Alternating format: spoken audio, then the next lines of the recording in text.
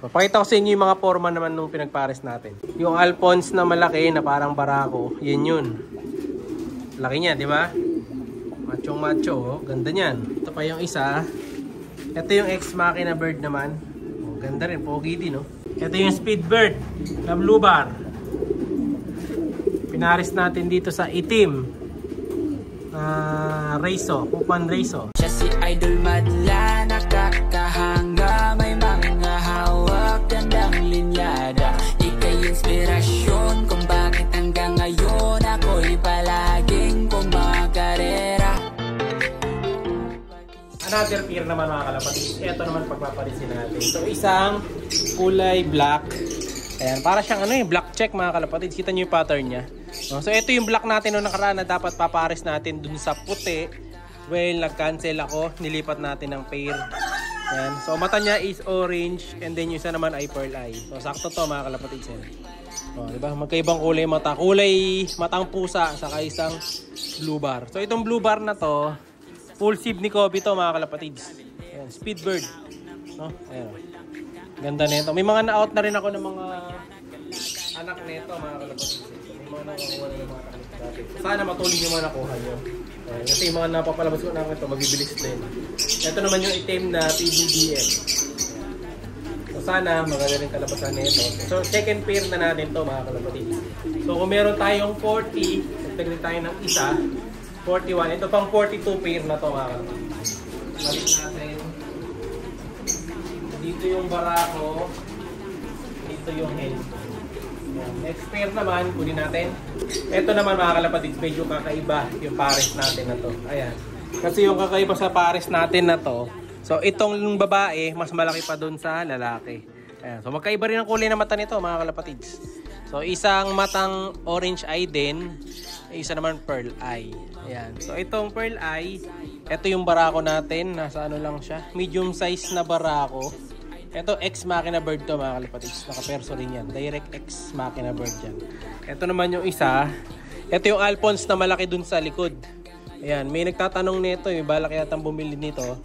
So, dahil pinaris ko na, hindi ko na bebenta mga kalapatid. Ayan. So, sakto rin to pairing. So, ano sila? So, bali parang dark checkered cross sa blue check. So, dito naman natin lalagay ito. So, paano na natin to? 43rd pair. Pang 43 na pares. Ang dami na mga kalapatid. Tingnan na natin. Idolo ng karamihan sa pagiging tunay mo. Yan aking hinahangaan. Mapagmahal sa ibon at matulungin sa kapwa. Mabait na kaibigan talagang nakakahanga. Hindi nakakas... 43 pieces. 23 pair pala mga kalapatid. Tapos 26 pieces. Mali yung nabanggit ko kanina. So, kukunin pa natin yung iba pa. Ito, another pair ulit mga kalapatid. So, ito naman, ang pairing naman natin na to ay isang Goke Birds BGQ. Itong barako. Ayan. So, Jansen to na BGQ mga kalapatid. Imported line. So, ito naman yung full sieve din ni Kobe. Ayan. So, yung mata nito, medyo ano siya. Parang matang John Arden to. Kita nyo ba yung mata? Ayan, no? Parang matang John Arden sila mga kalapatid. Parang golden eye. Medyo malapit sa golden eye. Papares naman natin sa orange eye. So, ang kulay ng mga balahibo, isang blue bar na halos mag-tri-bar. Saka isang checkered. Ayan. So, checkered lang to. So, sakto rin pairing to. So, sa size, ito, nasa, ano siya, medium to large size. Okay. Sakto lang to mga kalapatid. Goke. May kapares talaga dati to. Goke din. Kaya may ina-out tayo minsan BGQ. Cross BGQ. Ito yung tatay nung nadalas. Solid. So pang ilan na to?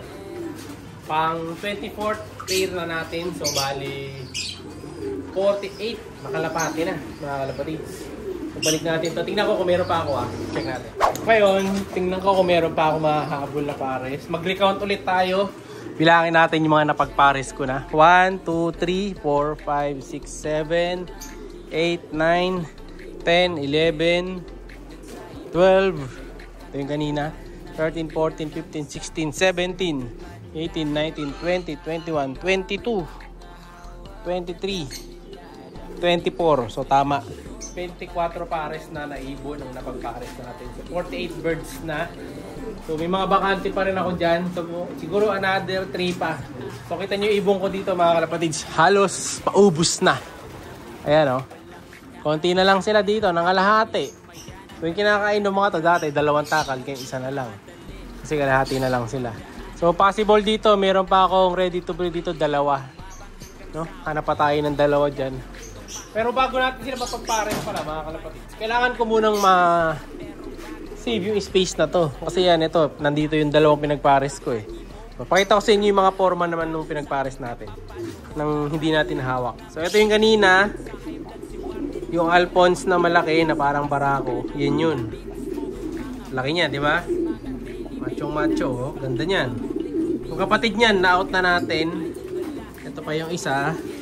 Ito yung ex-machina bird naman. Ganda rin, pogi din, no?